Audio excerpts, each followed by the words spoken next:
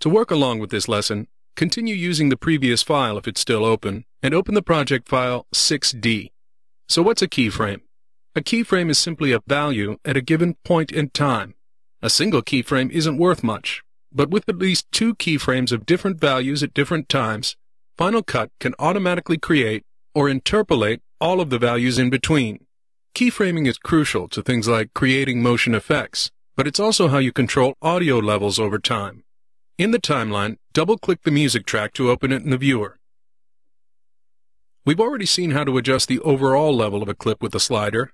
Let's fade one in with some keyframes.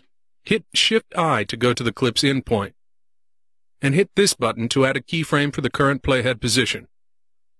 Note the diamond on the level overlay indicating the new keyframe. Hit Shift-right arrow twice to advance 2 seconds, and hit the keyframe button again. With 2 keyframes, we can now set levels independently for the start and the end of the fade. Use the keyframe navigation button to the left to go to the previous keyframe, or use the shortcut Option K. Note that when the playhead is on a keyframe, the center of the keyframe button is green. Move the level slider all the way to the left, and play it back.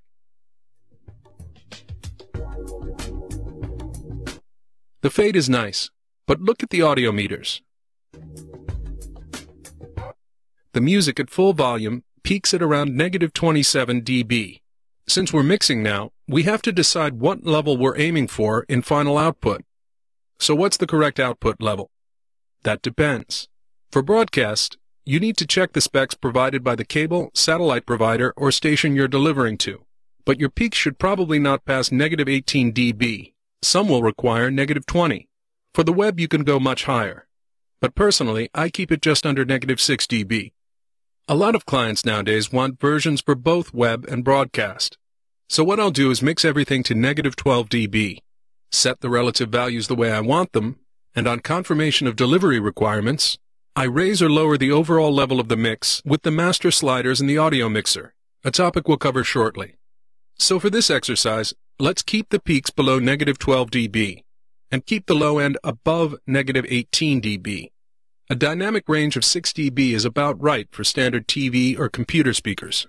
You'd want a greater dynamic range for a feature or a project screened in a theater with better acoustics and a better sound system. We want to boost the level of our second keyframe. Let's enter -18.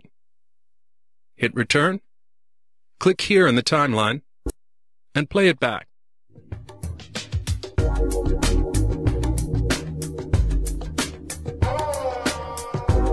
I love to dance. The level's great until we hear her speak. So at that point, we want to drop or duck the audio. In the timeline, position the playhead at the first word of her line, I. And double-click the music clip. This brings the playhead right to that frame in the viewer. Let's try another technique for setting a keyframe. Hit Command+ to zoom in. Hold the Option key, and move the pointer over the red overlay line at the playhead position. When the pointer changes, click, and you've got another keyframe.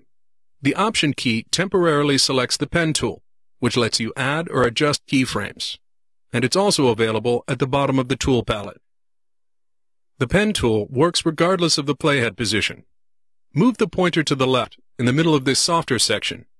Hold the Option key for the pen tool, and click to set another keyframe. We're not ready to drop the level yet. We need to think ahead. I want the music to return to its current level after Annie speaks, so let's set another pair of keyframes on the other side of her speech. Hit Shift-right arrow to advance 2 seconds.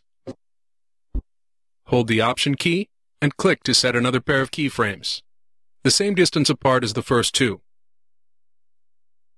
We now have 2 outer keyframes to maintain a consistent audio level when she's not speaking, and 2 inner keyframes to set a level when she is.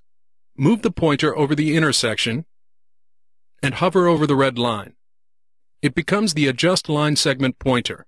Click and drag downward to lower the level to -26 dB. Click here in the timeline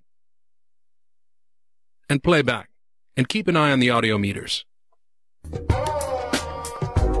I love to dance. We got the effect we wanted, but our overall levels are too low. Remember, we want everything to be between -18 and -12 dB. So click back in the viewer and raise the level of the inner segment to -22 dB. Play it back. I love to dance. The drop in music is fine, but we need more of her voice. So double-click the interview audio and raise it to 9 dB. As we close this lesson, play it back in the timeline one more time to see if our mixed audio A, sounds right, and B, keeps our output levels between -18 and -12 dB on the meters. I love to dance.